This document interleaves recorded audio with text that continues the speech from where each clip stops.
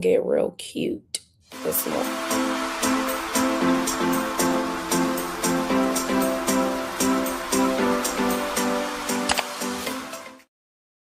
Thursday morning. Let me turn this up. I am going live on all of my platforms this morning. So I wanted to say good morning. Welcome. I'm the Barefoot Therapist. I'm so glad y'all are here this morning.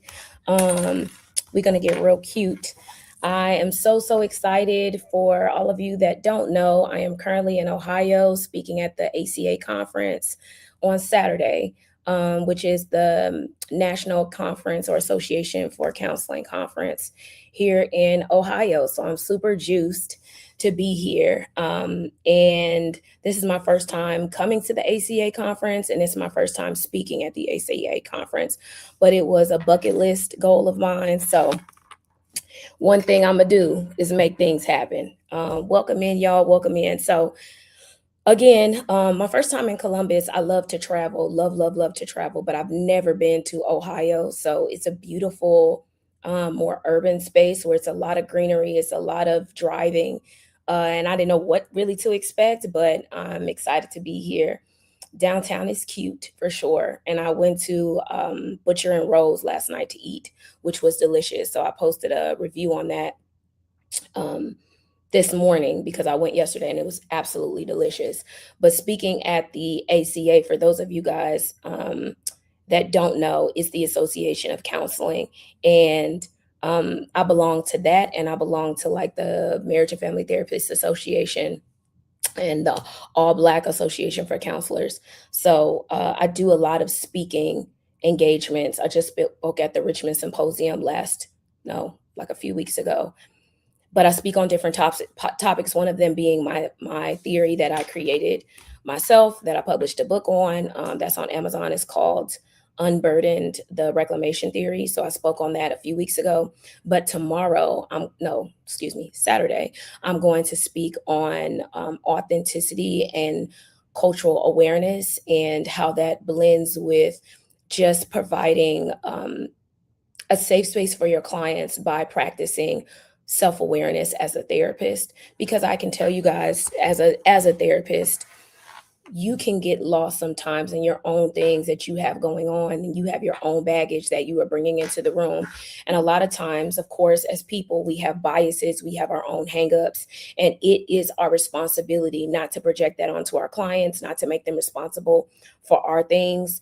However, does it happen? Yes. And that is very dangerous. When one of our absolute number one responsibility is to keep people safe, and that means safe even from us and our things, and especially from us and our things.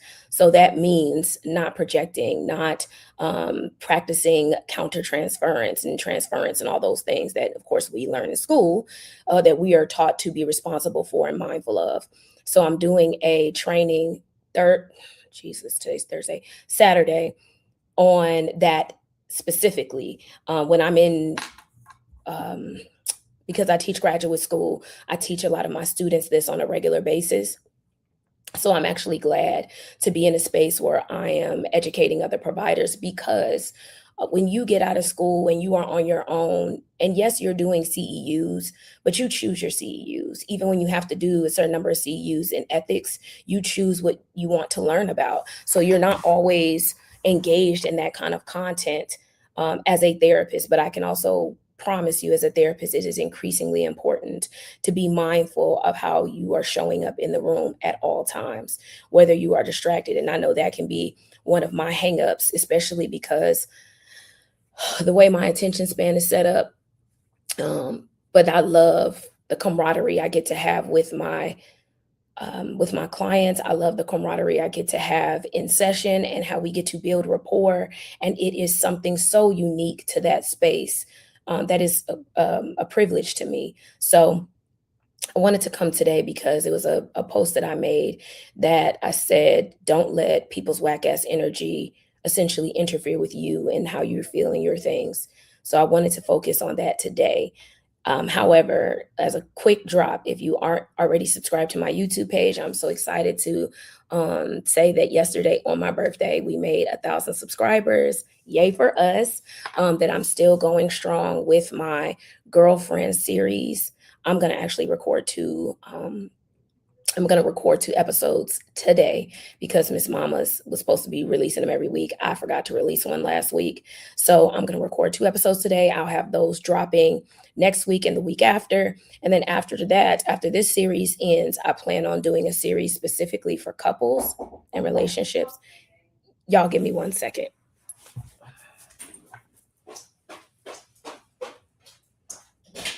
Hi, you're cooking some towels and toothpaste? I appreciate Do you you so need much. anything else? I do not. All Thank you so righty. much. You Have a enjoy good your day. stay.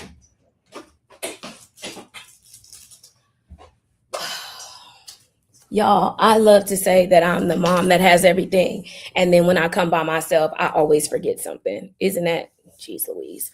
But as a mom, listen, I have Band-Aids, I have wipes, I have all the things whenever I'm traveling with my kids anywhere, to the park, to the store, in the car. I have a huge first aid kit in the car. But of course, when I'm traveling alone, then I forget things. You know how that goes. But we're gonna practice some self-care, and that's what I'm doing, especially on this trip, is I decided not to work every day. Typically when I travel, I will also work, and I'm trying to be mindful about not doing that to that degree. So I will be seeing clients tomorrow, and today I'm working, as in doing administrative work. I'm going to be doing some recording for social media marketing, all that kind of thing, but I'm not going to see clients today, which is uh, a big thing for me, because typically I will travel, especially when I'm traveling for work, and I will have clients on my schedule. So I only have clients tomorrow on my schedule, which I'm excited about. And if you see me looking both ways, that is because I am both live on YouTube and Instagram. And let me fix this actually a little bit. Let me fix this. Let me see if that will work, because it feels weird with it being behind, because I can't see the comments. So I want to make sure that I can see the comments and respond to y'all. But again, welcome. We're going to talk about essentially not letting people drain your energy and how to practice relational boundaries when you're when you're struggling. Well, again, people pleasing, avoiding conflict, all the things. So again, welcome and good morning. It's the morning here for me. I'm not sure what time it is for you guys, but it's the morning here for me, almost afternoon. One of the things that I like to say, especially around this topic, is people are going to people every day, and we engage with people and we see how they pull up, and we think in some way, shape, or form they're going to change because we're kind, because we're giving, because we're all the things. But that's not necessarily true. And I will also reiterate that it's also important to be mindful that it's not our responsibility to change people, and we don't have the power to change people. So accepting our limitations in other people's lives, and accepting that we have to receive people in the way that they present to us, is important. Now, I'm not at all saying that you let people run amok. We certainly don't let people just run amok.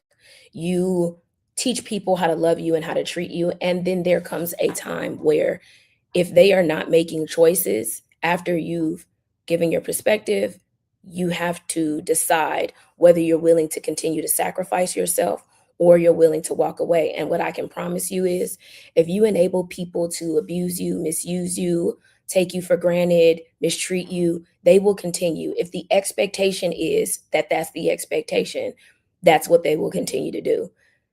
Is it unfortunate? Yes. Have we all been there and trying to convince people of our value, convince people that they can trust us? And listen, you can't convince somebody to believe something they don't. You can't convince somebody to believe or change their perspective when they're committed to whatever it is they believe. There is a certain nuance with folks when they are committed to change and growth and honoring you and honoring a varied perspective, or even open to criticism. When people are offended when you provide feedback, I don't like this. Red flag thing is out of control. But for the sake of this conversation, a red flag when people cannot receive feedback. be mindful when you correct them or set a boundary with them and they're immediately offended or they want to defend themselves. Be mindful, because it doesn't stop there. When somebody is decidedly engaging in whatever their trauma is, their baggage is, you cannot change that for them. They have to be willing to change it for themselves, and they have to be open to doing it themselves. It has to be their idea. And no matter how valuable you are, you can't change that for them. And I know we would like to believe, and I'm sorry, TikTok, I'm gonna put you on the side because I can't see the comments if y'all are having them, and I like to respond to comments. You cannot change them. Now, I understand how disappointing this can be. And sometimes the whack ass people are the people in our families, the people who we would like to believe that they're going to love and support us unconditional. Now, their love may be unconditional. However, how they love us is the problem, not that they love us. How people love you sometimes, quite literally, is the problem. When they think love is abusive, and they're not going to say it in those words, but they are belittling, or they are dishonoring, or they are consistently ignoring your boundaries. Your boundaries. They are discounting you. They are financially abused. Like, there are some people that are grown, raised, nurtured in abuse and harm. And so their way of loving can be communicated and given that way, even though their intention may not at all to be to abuse you or harm you. That's just the way that they love sometimes. And we get it confused, like, well, we know that they love us. Yeah, but that's not enough. Loving someone is just not enough. How you love is equally, if to, again, I'm going to give you my personal perspective here. How we love is even more important than saying I can love someone and have absolutely nothing to do with you. There are people that I love that I do not communicate with at all because they're not conducive to me, to my family, to my personhood. They're just not conducive. And I'm sure people that love me, I am not conducive to them. So loving is not enough. How we love is just as important, if not more important. Me loving you and then turning around and cheating on you. Well, I love you, so I lied to you. I didn't even want to be honest with you. That may be their version of love, but that doesn't mean that it is nurturing and healing and supportive and healthy for you. So those are two different things. Please don't let those two things get confused. Loving someone is just not enough. How we love them is equally as important, if not more important. Love is a beautiful feeling, but it feels like shit and an absolute moral injury when someone says they love you and then at that same time does all the things to harm you psychologically, emotionally, physically, mentally. They do all the things to harm you. So it is quite contradictive, and it creates a lot of moral injury with this conflict of, well, they love me and they say they love me, but they treat me this way. How they love you is the problem, not the fact that they love you, if that makes sense. And then you have the people who are consistently pessimistic. No matter what, they find a problem with everything. They can be a Debbie Downer about everything, any and everything. You got a new job. Well, are they going to have benefits? Well, what are your hours? Or what? Like, girl, can I just enjoy the fact that I got a new job? Why do you find ways to shit on my parade? There are people who, and again, it's not personal. I want you to hear out. If you don't hear anything else today, I want you to hear that it's not personal. There are people who are internally so miserable, and that is their stream of thinking is in every opportunity and in every experience, I have to look for the thing that could possibly ruin my joy. I have to identify it before I get caught off guard in having joy that then is ruined. And I'm going to tell you this. Again, I understand that level of survival, but for me, I am not there. Oh, thank you so much, Rocksteady. I appreciate you. I appreciate you. It is my pleasure. I am not there. I cannot stand someone who is consistently negative, pessimistic. It irritates my spirit. One, because I am a very optimistic person, just in general. I can find a way to win. I can find a way to have joy. I can find a way to have happiness. That is my intention. Now, I have had a lot of really fucked up days. I've had a lot of really hard days. So I'm not going to act like I am just this joyful person all the time. However, I am intentional about bringing that into my life. And so when you have people who, and let me also say this, even if you're not always intentional about bringing it into your life, sometimes people are just bleeding on you. What does that mean? They are in so much pain. They are cut up, cut down, toe up. They are just bleeding on you. And that in and of itself has become hazardous. So a lot of times, this is where I will also say being a good friend matters. I live with a lot of, I'm reading a comment. I live with a lot of shame in my life that I'm working through your content. I am so glad. And I also want to tell you that you are not alone. And I specifically make content about shame, about parents, about depression, about all, because these are things in my 15 years of being a counselor, provider, healer. These are experiences that resonate over time with many, many, many people.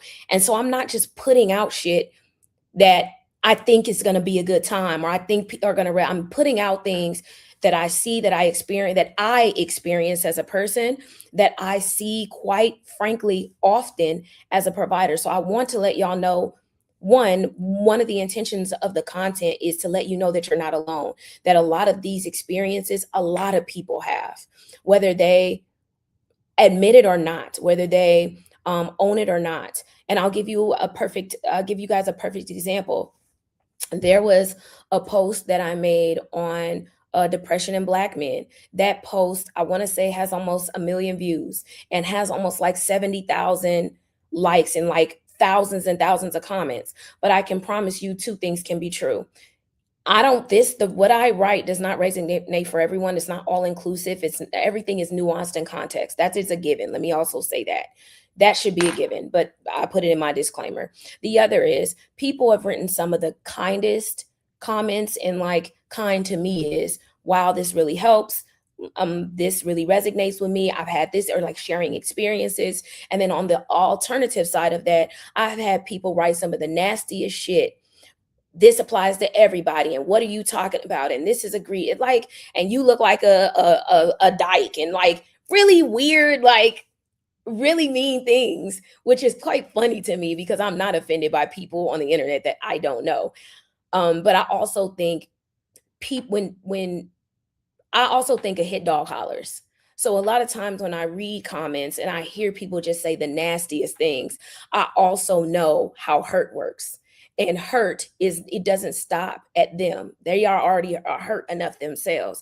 It is again the bleeding thing. They are bleeding on everyone.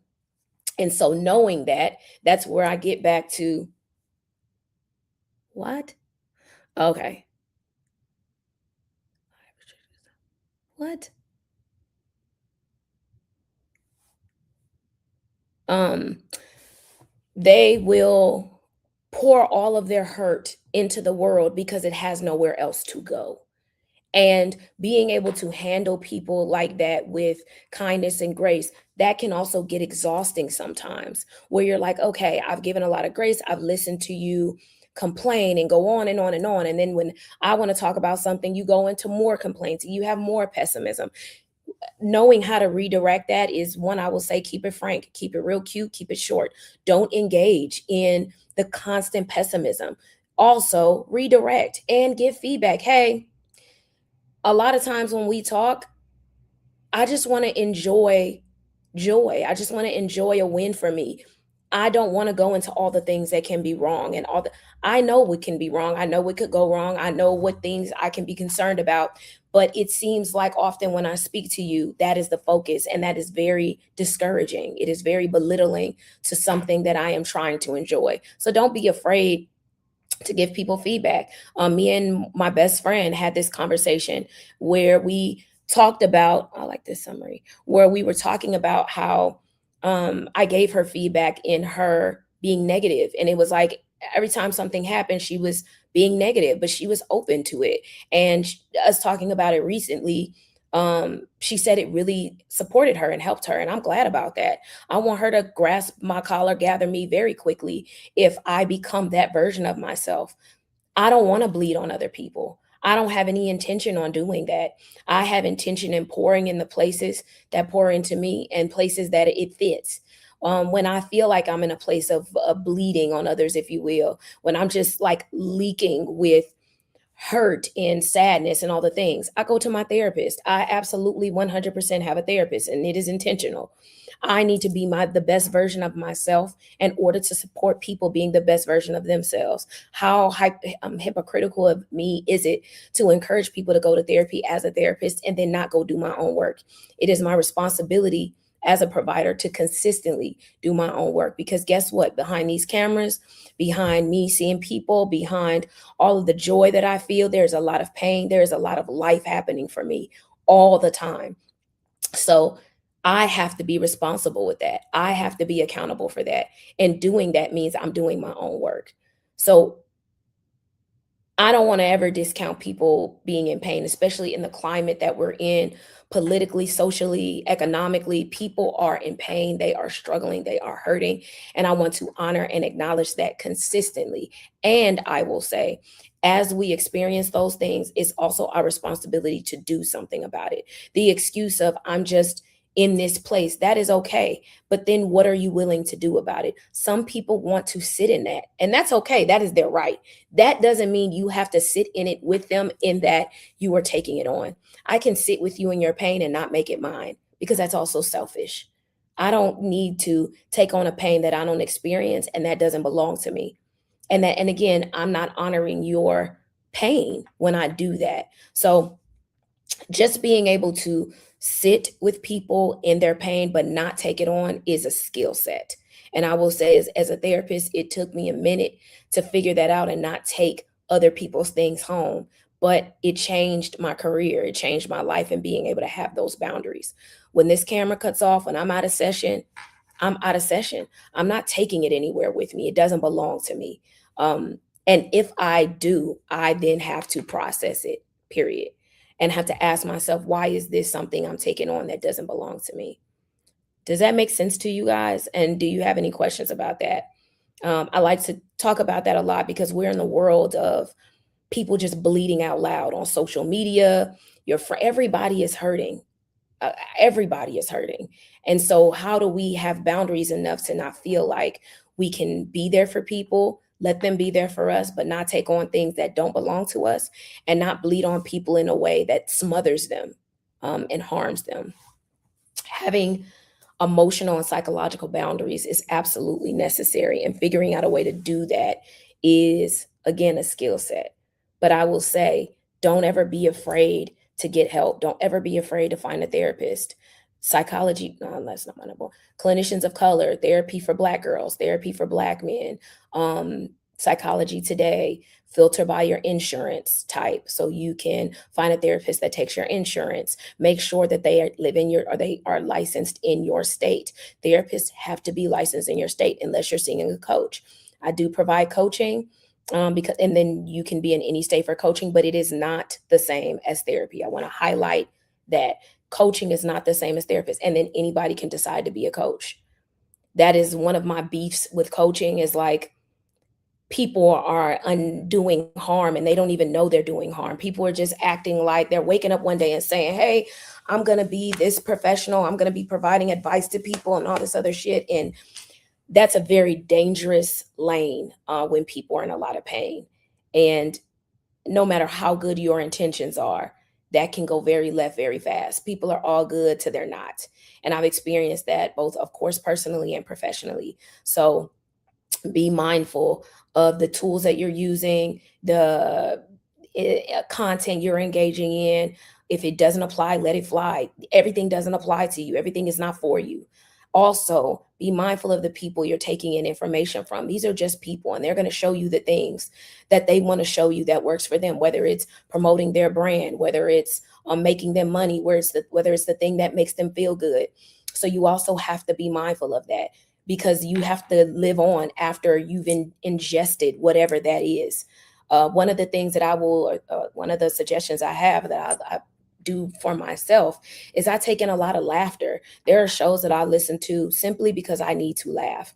When I'm outside of therapy or outside of doing content, I like to focus on things that do not create a lot of stress for me. So that any kind of content that's going to create stress, I try to stay away from. I limit my engagement with the news. I limit my engagement with just unnecessary BS because it really has an unnecessary burdensome effect on me when I am someone who again engages with the burdens of others on a regular basis as my career. I am in sessions for 5, 6, 7, 8 hours talking about people's pain and their burdens and their challenges. I don't want that to be my life outside of my work all the time. I can't allow that. On top of my own personal issues and things that I have going on, I can't let it. So please curate what you engage in, your spaces that you engage in. Again, I'm here for the conference, but I'm not the conference is starting today. I'm not going to go to all that. I don't have the emotional capacity or the focus ability to sit and listen to people talk about things I don't care about for hours and hours. I don't have it. I just don't have it, so I don't go. Now, did I pay $400 for this ticket? Yes, because as a speaker, unless you're the keynote most times, you have to pay to come, even though you're a speaker. Things people just don't know. There are a lot of speaking engagements I have gotten paid for, and I do get paid for. But I use this as an opportunity to market myself. And being intentional about your opportunities is really important in business. And I don't want to turn this into a business talk because I know I usually incorporate some of this is again things that I've learned and owning my business for 8 years now. Everything can be an opportunity. Everything. You can turn any and everything into an opportunity. So, and again, this is a side note. In the same space that we're going to talk about not letting people rain on your parade, having emotional and psychological boundaries, I'm also going to tell you be open to opportunities. Don't let your baggage shift and cover your eyes and your perspective and your vision from what opportunities lie in front of you. I've made money from simply consistently marketing myself. Even I was at a dinner, perfect example. I give this example a lot. I was at a dinner for one of my colleagues, one of my homegirls, and I didn't know anybody at the table. And again, at any space, I'm going to market my business. Hi, my name is Sade. I'm the owner of the Mahogany Project. I have a counseling and consulting practice. Oh, really? Well, what do you offer? Oh, I do workshops, trainings, education. I facilitate healing space workshops and things. This turned into a contract. I made thousands of dollars off of this contract simply by having conversations with someone at a dinner where I knew no one other than my homegirl. I knew no one else. But in the same way that you're not going to let whack ass people like ruin your experience, do not close yourself off to opportunities. Be willing to talk, be willing to network, meet new people. And sometimes networking is just showing up as the best version of yourself and showing up as that. People are drawn to that. That is your IP. That is your property. That is your brand, is you showing up as the beautiful version of yourself. People will love it and want to invest in it. Trust and believe. My brand is me. My brand is my authenticity. My brand is me showing up as myself. And it has gotten better over time. The more seasoned I've become, the more invested and how I've been able to harness my energy, because some of that should be going too far. So let me also say I've learned to harness it better because sometimes it goes too far. But people pay for that. People pay for that. I had someone that was a client to me maybe 6 or 7 years ago circle the block recently, and it didn't end well. So my one thing that I always say is I try my best to treat people well, and people know your work speaks for itself. So people can say whatever they want. You're going to make mistakes. You're going to have to apologize. You're going to have to be accountable for the things that you don't do well, but also your work will speak for itself. My marketing is in my brand and my work. So let that speak for itself. Let that harness itself in the atmosphere and manifest the ability to draw in people who want to support you, who are invested in what you're offering, who are not going to challenge your prices because they see the worth. Like, bring that, manifest that, speak that into the universe. People who are going to pour into you, people who see you and your beauty and your nuances and your eccentricities, and they love that. People who are willing to lovingly critique you and push you and challenge you and gather you when you need gathering. Like, pull that in, manifest that in. Also manifest detoxing people, places, and things that don't belong, removing them. Now that can be, it can be abrupt at times because you don't know who or what it's going to be. But I will also tell you, every single time something or someone was removed, it has only gotten better. It has only gotten better. It only gets better, but you have to constantly pull that in. Pull in getting rid of people, places, and things that don't belong. Pull in detoxing yourself from people, places, and things that do not belong or do not mean you any help or love or progression. Do not keep people who don't need to be kept. That goes for your staff, that goes for your friends, that goes for everyone. Do not keep people who don't need to be kept, because sometimes we are so invested in keeping people that we forget that they are making life hard for us. Do not keep people just because you love them so much. And what I mean by that is there is a lot between nothing and something. A lot of people live in black and white. Well, if I'm not fucking with them, then if I'm fucking with them, or I'm not fucking with them, or if I'm cutting them off. I don't have to cut you off to not engage with you. I don't need to cut you. It requires more energy of me to cut you off, because then I'm thinking I gotta block you. I gotta not answer your call. No, if I see you calling, I'm just not gonna answer if I don't want to. The fuck? I don't have to do this. Like, what is this all or nothing shit? What is this like? What is this energy around blocking people? There are times when people overstep and they consistently overstep, and we need to block them to save them from getting cussed out, right? Or like save them from us continuing to have to like gather them, and you're invading on my space and my time. There are times when we have to do that, but a lot of times we don't have to do that. We just have to answer the phone. We just don't have to answer the text message. I don't need to block you. I just limit my access. I don't have to give you access to me. And again, from my perspective, it takes more energy to do all this cutting off and blocking, because then what if you change your mind? What is this idea that like we can't change our minds and we can't decide we want to do something else? And we can't decide that like, hey, maybe I want to give you another chance. Like, what is this cutting off shit? Again, to me, that is super passive aggressive. A lot of times, I just think there's a lot of way to do things. There's a lot of gray area in spaces, and we need to harness those gray areas. Now, if you're blocking because you don't have self-control and you don't have discipline, that's a whole nother conversation. Then just say that. A lot of times people will package blocking and cutting people off like that is me protecting my peace. No, that's because you don't have self-control. Because you can't just not answer the phone, not respond to a text, not engage in like banter and comments and social media. And that's because you don't have self-control, not because they need to be blocked or like you need to cut them off.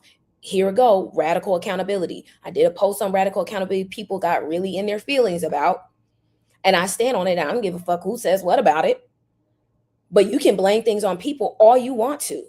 But a lot of it is us. We allow shit to keep going. We allow people to use and abuse us. We allow people to overstep their boundaries over and over and over. So we think it's okay, and we've enabled them to do that. Like, we allowed that. So then we can't then say I'm blocking you and I'm cutting you off when we enabled you to do fuck shit. What? Then just stop letting them do fuck shit. Like, just stop. Practice discipline. Practice the boundaries you're wanting them to honor. You want them to honor boundaries that you don't honor. If you tell them not to call you after 10 and they do, why are you answering the phone? Then you're mad because they called you. What did you answer the phone for? Does it? I hope that makes sense. Speak clearly, not lightly. Stand behind it. Because they're not going to stand behind something you don't stand behind. If I tell you I'm not spending money on you, and then I go out and spend money on you, you're not honoring what you're saying. And they know that. So this is not about them violating your boundaries. This is about you not honoring it. Listen, they're even our children. They're going to test. They're going to try. It's our responsibility to stand on it. Simple as that. Simple as that. I'm going to give you, again, a personal example. And y'all please ask questions in the comments. I don't know. I'm on StreamYard. This is for Instagram and Facebook. I can see like how many viewers, but I can't. If you are putting comments, let me know. I can't see any comments thus far. From TikTok, I can, but I can't see any comments. So if you have comments, don't be afraid to put them there. So I'm going to give you an example with my kids. For those of you that don't know, I have children. I have 3. I'm a mom. And I am very type A. I am neurodivergent. I'm a lot of things. I'm a very intense individual, just in general. But I'll give you this example with my children. I work with a lot of parents. I do parent coaching. So, side note, we have a program right now where we have a grant that allows people to get free parent coaching services. So please check out my website. You get group parent coaching services that are totally free. You can do either the group that's live, that starts April 23rd, or you can do the self-led course that we will be publishing soon. So I'm wrapping that up. And then you get 2 free individual coaching sessions after you complete the group. So please, if you know of anyone, please share this. I'm going to be posting more marketing about that, but we're offering free parent coaching. We have a grant for that. So please engage in it. It is through my practice. Check the links in my bio so you can get signed up. Anyway, with my children, again, I have 3, and this is going to be an example around boundaries. My children go to bed at 8:00. 8 is the limit. I have a child that is 3, and I have a child that is 9, and I have a child that is 20. He's not in the house with us. 8 is what I mean. So when that time comes, all right, we need to wrap it up. I let them know, hey, you got 10 more minutes, because this is also the thing with kids and some adults. They need space to transition. So sometimes we think people are bucking change or the limit, and they're not necessarily bucking change or the limit. They need time to adjust, process, and then they need time to transition. So with children, typically they need time to transition. So I give them a warning. Hey, you've got 20 minutes, you've got 10 minutes, you've got 5 minutes. We're going to cut the TVs off. We're going to go ahead and go to bed. Okay. So I give them a countdown before bedtime. Once we get to bedtime, hey, let's wrap it up. We're cutting TVs off. One of the things, again, you let them have power. Don't get into power struggles with people who have less power than you. Don't do it. People want to feel empowered. What do I mean by that? I let my 3-year-old turn the TV off. That doesn't mean anything to me. What do I care about? The TV being turned off. So I give him his remote. This is our routine. I give him his remote. Okay, son, time to turn your TV off. Okay, mom. Again, because now he thinks it's his idea. He is using his power to turn the TV off. Does that make sense? All right. Again, you work with what you got. Don't make things hard for yourself. I let him turn the TV off. What is our routine? He turns the TV off. We get ready for bed. I read a story. I sit on the ground. I do not sit in his bed. Why do I sit on the ground? Because I don't want him to think I'm going to sleep in there. There are times we have cuddle sessions, we have sleepovers and all the things, but it's not time for that. Why? Because it's bedtime. Follow me, all right? I read him his story. After his story, he usually gets a sticker. He gets his sticker. He wants to put it on his book. He lays in the bed. Now, he may carry some of his little cards in his bed. I don't give a shit. As long as he is laying down, he is quiet, and he's on his way to sleep. It doesn't bother me at all. My daughter, she gets in the bed at 8:00, but she has till 8:30 to have her TV on. As long as her room is straight, her clothes are prepared for the next day. And for me, I iron all of our outfits on Sundays. I do all my ironing on Sundays, so their clothes are ready for the week. Again, I am very type A. I want to highlight this, because I'm not telling you need to do any of this. I am just telling you this is how I run things. And this is how I keep up with all of the things that I have going on. So 8:00, we give kisses. I tuck my kids in, read my son a story, check in with her, make sure she's okay, brush your teeth, you got your bonnet on, all the things. Okay, cool. And then she lays down. I don't want to hear nothing. That's the rule. If I hear a whole lot of, you can read. She likes to read before bed a lot of time, or she We'll have her TV on 8 at 8:30. TV goes off. We're done for the night. She puts on her sleep music on her Alexa. We're done. We are done. Now at 8, after I've realized everything and I've checked, this is the other thing. We like to leave people to their own devices, and then we're mad when they don't consistently follow up. When we don't follow up, we're not following up, so they're not following through. Follow up. Make sure it's done. Because there's going to come a time where it's repetitious enough and routine enough where you don't have to. But in the beginning, when you're setting a boundary, you have to follow up, especially with kids, because they want to do what they want to do. Okay.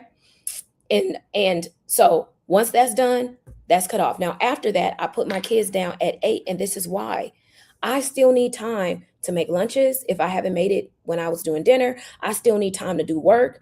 Y'all, a lot of this content, when you see this dark in the back, that's because I'm doing content after my kids went to bed. Or I'm like, I have to do what I have to do. I'm doing my administrative work. I have staff. I have payroll to do. I have all kind of shit to do. Not including like if I'm going to sit up, I have so much we have to do as adults. Why are you dedicating all your time to your kids? They staying up 8, 9, 10, 11, 12 at night. For what? For what? And then they get up in the morning and they're tired. So it's actually counterproductive. But that's because a lot of times parents don't feel confident enough to set reasonable boundaries. Yes, you want to do something that feeds into them and pours into them, but you need to do what works for you. You are guiding all of this. You have to manage all of this. Don't be afraid to set a routine and a structure that works for you. Same with relationships. You have to do a bit more negotiating with adults, but set the standard. My friends know I'm in the bed at 8, 8:30 typically. When my kids go down, that's why I like to do a lot of stuff either beforehand or right after, because at 9, it's a wrap for me. I'm tired. I've been up since 4. I go to the gym by 5, 4:35. I'm tired. I've cooked dinner. I've seen clients all day, all the things, meetings, you name it. So like, this is where setting boundaries matters. So a lot of times, and we're getting back to the focus of this particular live, was don't let whack ass people or people's whack ass energy fuck up yours. You find a way to make your routine, your structure work for you. You shouldn't be working that hard for it. If you are working harder on the other end, don't be afraid to audit the system and rework it. I have to constantly do auditing to say whether this is working or not. One of the other things that I audited was having my kids take a bath as soon as they get home. One, yeah, I am very much a Black mom. Don't get in your outside clothes on my furniture.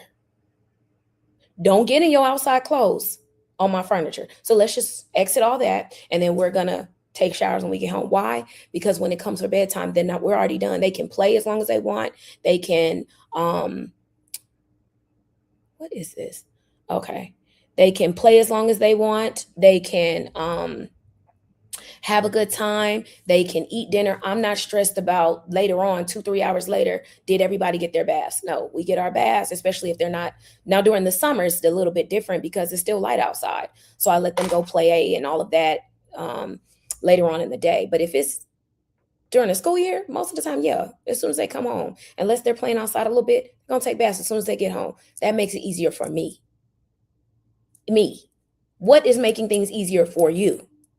Then we can play Uno, spend time, have dance parties, and everybody's had everything that they need and they can go to bed. So like, sometimes we are the problem. Sometimes we are counterproductive to our experience. Sometimes we are working against ourselves. Sometimes it's not them, it's us. Sometimes #get your shit together. And that is including me, and constantly being willing to have audits on how you're conducting your life and your lifestyle, because sometimes that is the problem, not you. Not you. But it's a choice that you're making and things that you're controlling. That's what I mean about you're the problem. You are enabling the choices. You are enabling the structure. You can change it. I want you to feel empowered by what I'm saying. This is not at all I am not at all trying to belittle you, devalue you, take away your power. The point in all of this is you have the power to change it. You have the power to do something about it. You have the power to limit people's access to you. You have the power to change your routine, and you have the power to do that. And sometimes we get in our own way and we forget that we are controlling it. There are a lot of things we are not controlling, but there's plenty of things that we are. Y'all have any questions, any comments, anything that you want to ask or say? I hope that this was encouraging to you. My intention here is to be educational. It is to be encouraging. It is to be motivating. It is to encourage you to lean into your power. It is to let you know that you have so much power. It is to remind you that you're the shit. It's to remind you that the world is so many things and it is challenging on a regular basis as an adult, but there are things that we can make it easier for us. Make it easier for you. Any questions, comments, concerns? Let the church say amen. My plan today, you guys, is to record my next two of my next episodes. So if you're not already subscribed to my YouTube and my podcast, please do. I'm releasing episodes every week on my new series. So please check that out. I'm really excited that I made 1,000 followers on YouTube yesterday. We are growing. My plan is to release. Thank you so much. My plan is to release more content on YouTube. YouTube, it got really discouraging. If I'm being really honest with you guys, YouTube got so discouraging to me because people are, first of all, people are really mean on YouTube. Also, and I just, like I said, when I limit it, I will like not engage with it at all. But I've decided to engage with it again, and they like longer form content. Longer form content is so difficult for me because I talk for a living. So in my private time, I don't want to talk. Even doing this, I have to be intentional about it because I don't want to talk. I talk for a living. And longer form content feels so exhaustive to me. But I understand that people on YouTube look forward to longer term content. And I recognize even going live is very helpful for people to like be more familiar with my brand and be able to live engage with me and ask questions and stuff. So I want to make sure that I am doing that on a regular basis as much as I can. Also, if you haven't checked out my web app, it's called Sifted. It is a life organization app. Please check it out. I released it in February. I'm so proud of it. If you are if you are active duty military, a veteran, or connected to a military person, as in immediate family, we have a grant for that also. So you can get Sifted, the app that I released, completely for free. Again, check out my website, The Mahogany Project, projek.com. And you can get access to that for completely free. We have grants for some things. So please use it. People don't understand that you need a minute of silence when you talk all day. 1,000%. I can promise you. I travel alone. I like to travel alone a lot. Of course, I travel with my family, but I like to travel alone. I'm so happy to be here by myself. And when I'm here, I'm like doing nothing, piddling around. I went to dinner alone yesterday. That's the video I posted of me going to dinner. I love to be alone. I am a mom. I am a wife. I am a therapist. I am a owner. So I have staff. I give so much to so many people. I'm a daughter. I'm a sister. I give so much. I just want silence. I just want silence. I just want to laugh. I want to be quiet. I want to be by myself. Thank you so very, very much. Listen, you don't need to apologize for that. I don't apologize for needing to be alone. If the only thing I wish I could have brought here was my PlayStation. I would have been playing Call of Duty I will play video games till my eyes are on fire. Do you understand me? I love it. And I'm a savage with these kids because they got me fucked up on Call of Duty. But like, if that's the only thing that's missing from this is my PlayStation 5. But that's going to challenge me to get out. I'm going to go explore the city today by myself. I think I'm going to take a bike ride, go get a city bike and go take a bike ride.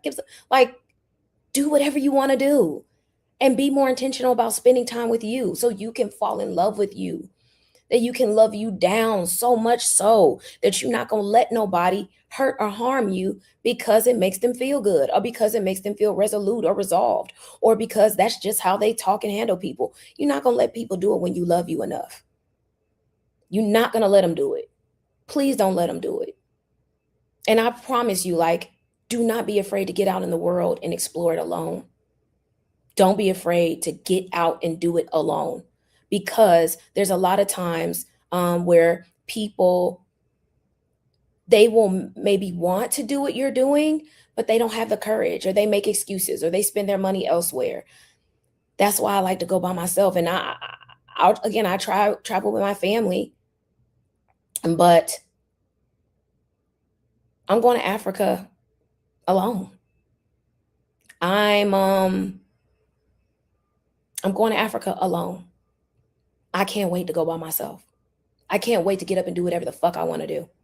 I can't wait to not listen to anybody bitch and moan. I cannot wait to go to sleep at 8 o'clock because I'm tired. I cannot wait to get up at 4 because I'm up and I'm gonna go work out and I'm gonna go, do whatever I'm gonna do. I cannot wait. I cannot wait. Going to Thailand by myself changed everything for me. I had a group of women who initially said they were gonna go. Hey, Pooh. I had a group of women that initially said they were gonna go. And it got down to like maybe 2 months before, I had already paid off my trip. I intentionally plan early in advance so I can go do these trips. They're very expensive. And by the time 2 months came, the last person dropped out and I was pissed. I was pissed because I was scared. I had never traveled that far by myself. But I remember talking to my travel agent and she was like, Sade, I've already set up everything for you. It is safe. You can have an amazing time. Do not drop the trip. Go by yourself. Best advice best advice anyone's ever gave me, but best advice, went to Thailand by myself, was on a 24-hour flight by myself, had the time of my fucking life. Do you hear me? Time of my life in Thailand by myself. Walked, like going to mail some things, going to see other things in the community, went to a temple, went to do like a cooking class, and it was all other couples. Like, I had the time of my life and I would do it again. That has also encouraged me to go to Africa alone. I have planned years worth of trips, some to do alone, some to do with hopefully friends and family. But if not, I'm going by myself. My intention is to see the world with or without folks because I love being with me. So if you got nothing else out of this live today, find a way to love being with you. Find a way to love being with you in a way that is unapologetic. And it's humbling. It's humbling to recognize all of your eccentricities. It is humbling to like own your faults and know your holdups and know your challenges.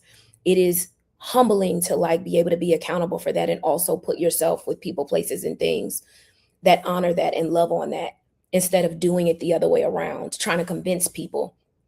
We too old to be convincing folks. We too old for that. Thank you, Nona. Listen, I was talking about you yesterday. I'm gonna call you after this too, by the way. Get heavy on like taking care of yourself unapologetically. Go to the doctor, go to the dentist, go see a therapist.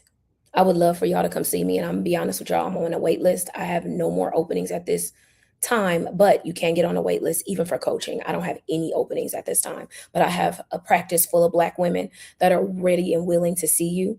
If you are in the state of Virginia, you can come to counseling with us. If you are not, I provide coaching, but I'm on a wait list right now. I do not have any openings, but please get on the wait list because that also can change. My schedule is going to change when the summer comes, so I'll have a little bit more availability. But also, I was talking last time about a retreat. I don't know how many of you joined my retreat. Excuse me. Joined my live last time, and y'all forgive me because again, sometimes when I am neurodivergent and I get ahead of myself, I start stuttering and I'll like trip over my words. Not an explanation. I just want y'all. I try to give people a perspective. Like, and if you're neurodivergent, you know, where my thoughts get ahead of me. It's like up here, it's a hamster wheel and it's going real, real fast. But I am going to be giving a retreat in 2027. And I'm gonna give a level of vulnerability here. I was going to give one last year. I was going to give one this year. And I've been held up in fear that people wouldn't engage. And I'm like, again, because I've struggled with being a perfectionist over the years. I'm the eldest.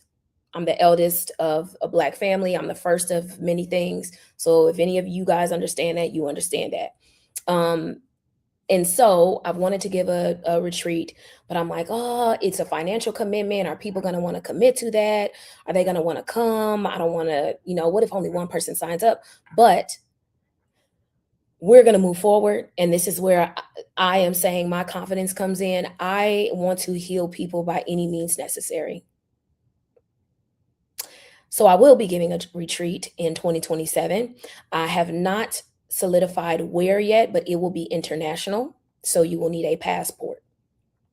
I was originally going to give one locally, but that doesn't speak to my spirit. I want to give an international trip because I love traveling internationally, and I believe people need the space to get away from all things so they can engage in healing in a radical way, like in an abrupt way. So I'm going to give a retreat internationally. It will be at least 3 to 4 days. I don't want any less than that. My goal there is to curate an experience from the time that you get off your flight and you land in the place that we are going to be to the time that you go and you get back on your flight. Everything from when you get there and your experience landing to your experience going home. Just know it is an experience that will be pouring into you, and the challenge you not only to experience yourself in a way that you never get to let other people take care of you, because I know, especially as Black people, Black women, we don't do well with letting people take care of us. So this is an intentional curation of that, is where I want you to be taken care of from the moment you get there to the you leave. It's to be taken care of. It is for radical self-reflection and internal peace. It is for curating experiences that allow you to see the world and engage in culture and just joy. Just joy. Just joy. And if I could put words to what that felt like for me, it's just joy. So I am intentional about curating that for Black women. And I want, again, I'm not going to say other people cannot attend. I am going to say it is curated for Black women. I am a Black woman and I love us to the floor. And that means our bullshit and all. And so this experience is about changing the way that we love ourselves, changing the way we show up for ourselves, changing the way we invest our time, energy, interest, money, and all the things, changing those things. What is the point of me having a bunch of clothes and shit when I never get to wear them? I don't even take off. I only take PTO to take my kids to the doctor or do other shit for other people. But I won't take PTO to go on a retreat to take care of what kind of fucking sense does that make? I won't take PTO to go to the doctor. I won't take PTO to lay in the bed and rest because I'm fucking tired. But I'll take PTO to take care of everybody else. If my mama call me, I'm taking PTO. If my daddy call me, if my sisters call me, if they kids need to be taken care of, I'll do that. But I won't even spend the money to take care of myself. What? What sense does that make? It just don't make sense to me. So this retreat is going to be a love letter to us. It is going to be a radical approach to self-care, to letting people take care of you and help you and love on you, to healing without explanation. You're not going to come here and explain to people your whys. You don't need to do that. You just need to say the things out loud. You just need to let people let you cry, let you not be okay, let you fall apart, let you be exhausted, let you sleep for 24 hours, let you not give a fuck about anything or anyone else, to let you be sad, to let you not want to do, to let you say no, to let you be imperfect, to let you be fucked up, to let you be raw, to let you be naked, to let you be full, to let you be a mess. This is what I am curating without apology. And I have gotten to the place where I'm okay if one person shows up. I'm okay if two people pull up, because I know I am building something worthwhile, and I know I am building something that we need and that is necessary for us, even if we don't always understand the investment up front. Like, I understand that, and I understand that it's scary when you're investing in something that you're unfamiliar. Y'all don't know me. Y'all don't know me from a stranger on the fucking street. You just see me online. You don't know if I'm really about what I'm talking about. Hello. You don't know if I'm really a great therapist. Yeah, I just make cool content and that sounds good. But I'm really about what I'm talking about, and I'm really do I, I do amazing work. But I think more than saying that online, it has to be shown, you guys. And fuck people getting online, especially, I'm not a content creator. I'm gonna say that a million times over. I'm not a fucking content creator. I am a healer. I am a lover of people, places, and things, especially Black folks. I am someone who is building my brand, my content, my business, in taking care of other people and showing up for other people in a way that they have not been able to show up for themselves. And I am unapologetic for that. So this went on a whole nother tangent about this fucking retreat, but this has been my internal process, because I did a workshop, a virtual workshop, like 2 months ago, and it didn't sell out, right? Again, my perfection. This is where perfection, my struggle comes in. I had 7 people sign up, and I had 25 seats. And out of those 7 people, 2 people showed up to the actual virtual workshop. And immediately I was sad in that I'm like, damn, man, what is, again, the first thing we think, what's wrong with me? What did I do wrong? What could I have done better? Why are people not showing up? Then I had to pivot. Sade, the people that's supposed to be here are here. The people you're supposed to love on and pour into are here. The opportunity you have is here. I don't care how many people showed up. And when I tell y'all a time was fucking had in that workshop, a time was had in that workshop. So much so that I am giving another one in June. It is June 5th, 3rd. Let me see. I'm be about bullshit. Hold on one second. Let me tell y'all. Because I changed the date. It was originally going to be on a Saturday, but it's a Friday evening. So it's June 12th. And the title of it is The Overfunctioning Black Woman When Survival Becomes Self-Sabotage. So the goal in this workshop is to address self-sabotage, especially for Black women, like overworking. And so I'm doing that June 12th. It is a virtual workshop. You can get the tickets on my website, on my website, on the link in my bio. But I am in this journey with you guys and being very transparent and learning how to grow and not allowing the idea that I'm supposed to sell out up front, or I'm supposed to have all these things happen as I start, to be a deterrent from me starting.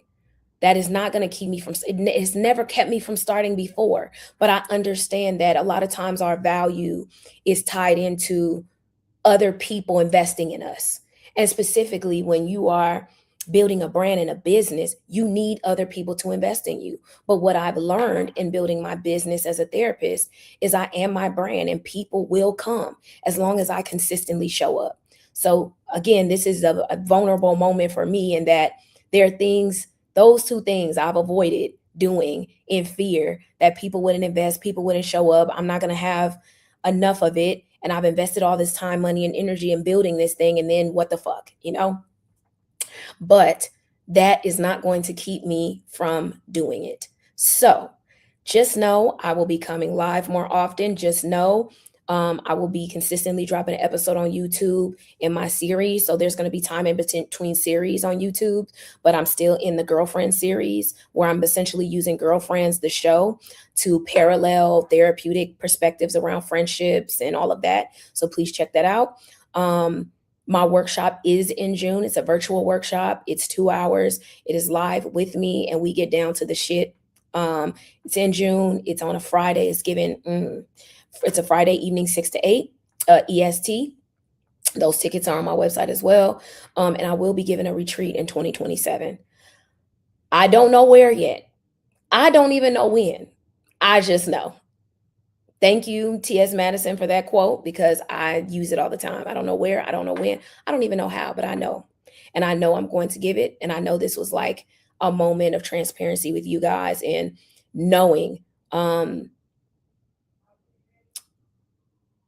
growth happens as growth happens. And providing something beautiful and of quality, my people have always found me, and your people will find you. In therapy, I've built my therapy brand over the last 8 years. And I can promise y'all, in the beginning, I was scared. I was unsure. I was broke.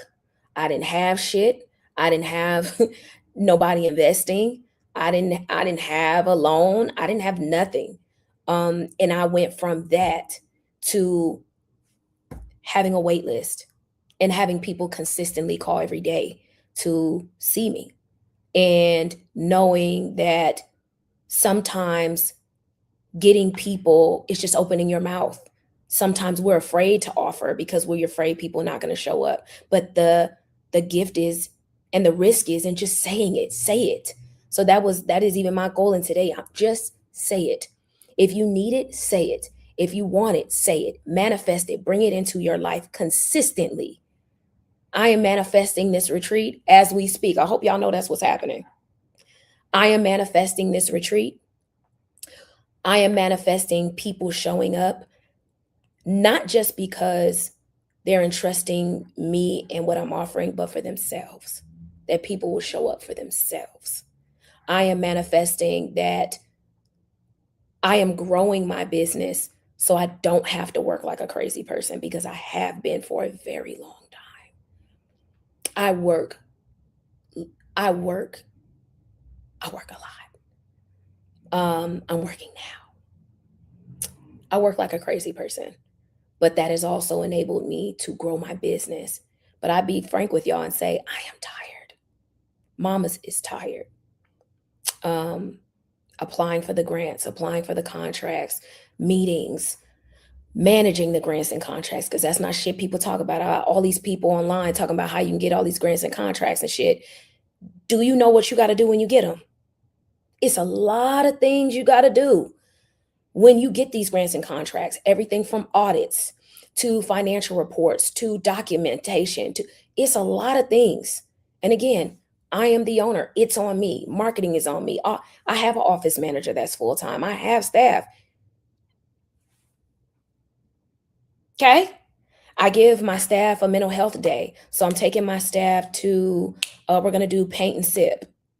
But I like to do that quarterly with my staff, to just know, like, first of all, to love on them, where they get to show up, have a good time, be themselves, us get to know each other, but just relax and know that they are important to me. I'm gonna tell y'all something else. And this goes into, and this is not me at all shitting on Black businesses. I'm gonna tell you in a recent experience, as in like earlier this week, I went on Instagram and saw this lady had a bakery, and cookies look phenomenal.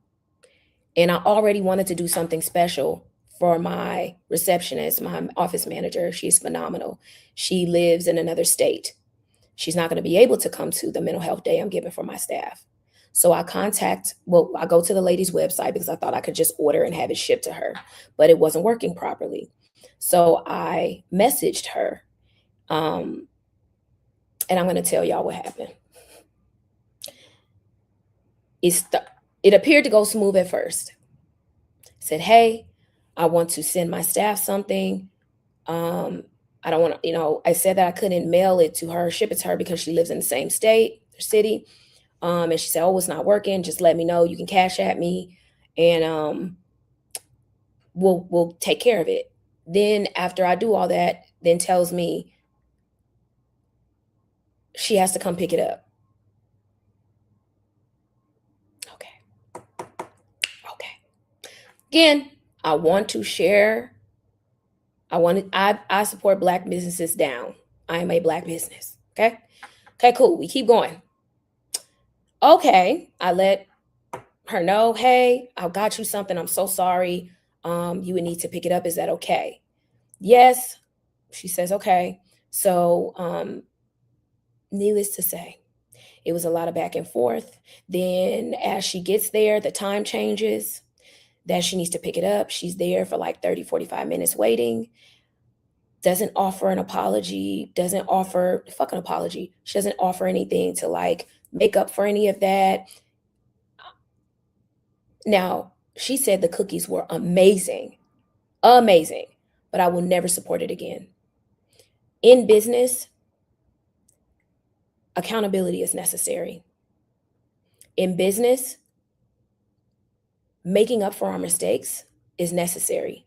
It's okay to make mistakes. What's not okay is that you don't accommodate for those mistakes. That's not okay. There are times when we accommodate in business and we didn't even make a fucking mistake. You understand me? What do I mean by that? In that same workshop I was talking about, it was someone who signed up for the workshop. She was confused on the time. I am EST, she is not, so she missed it. I simply offered her the opportunity to come to the next one. Was that something I had to do? No. But in business, it matters. And this person invested in coming to a workshop that she then missed. So I made it happen. Simple as that. Did it take any harm off my back? No. Was I making sure this person was taken care of? Yes. And sometimes taking care of people, listen, I've told someone, a client before, I will give you a refund for this and you can never return. I will give you your refund and you can never come back. And I mean it. Why did this happen?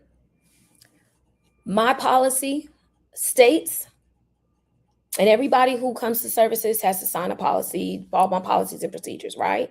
Protects you, protects me. My policy states that if you no-show, you pay my full fee. Meaning after 15 minutes, if you don't show up to your appointment, you pay my full fee. Everyone is required to have a credit card on file. She paid my full fee. She called and cussed my receptionist out. Called and cussed, this was many years ago, called and cussed her out. So much so that I told my receptionist to let me handle it because I will not allow my staff to be abused by any fuck that.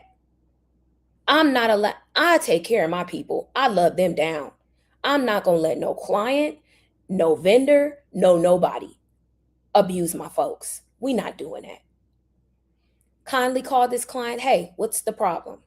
What's going on? How can I help?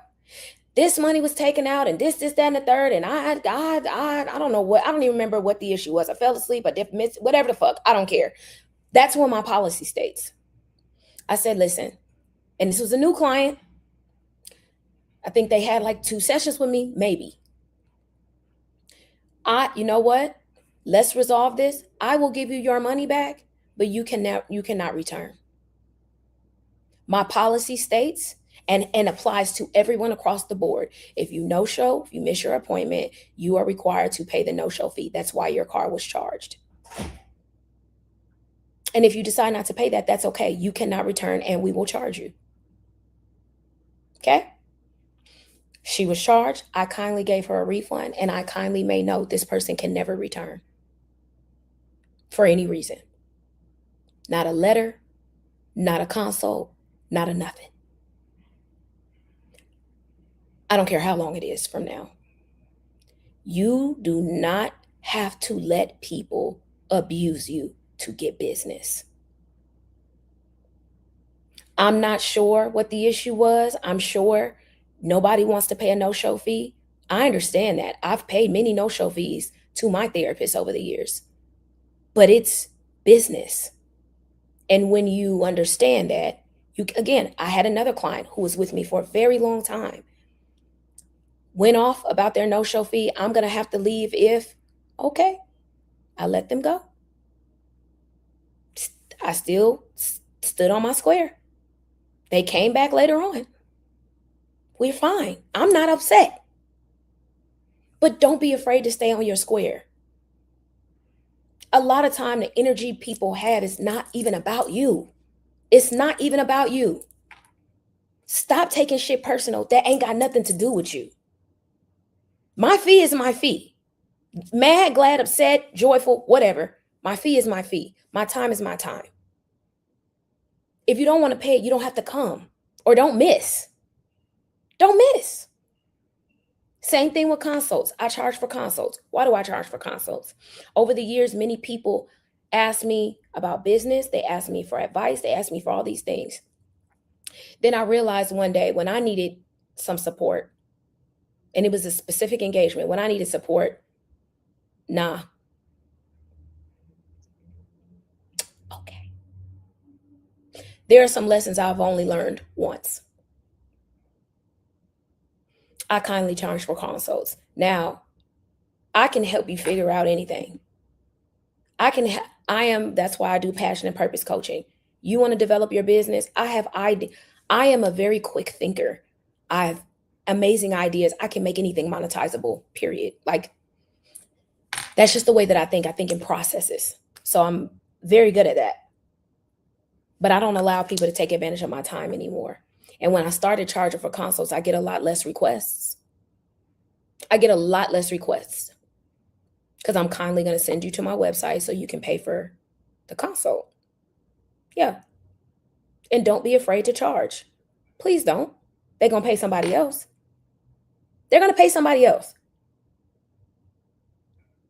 So I hope that this was pouring to you guys. I'm about to get to some recording, but y'all are amazing. Have a beautiful day. See y'all.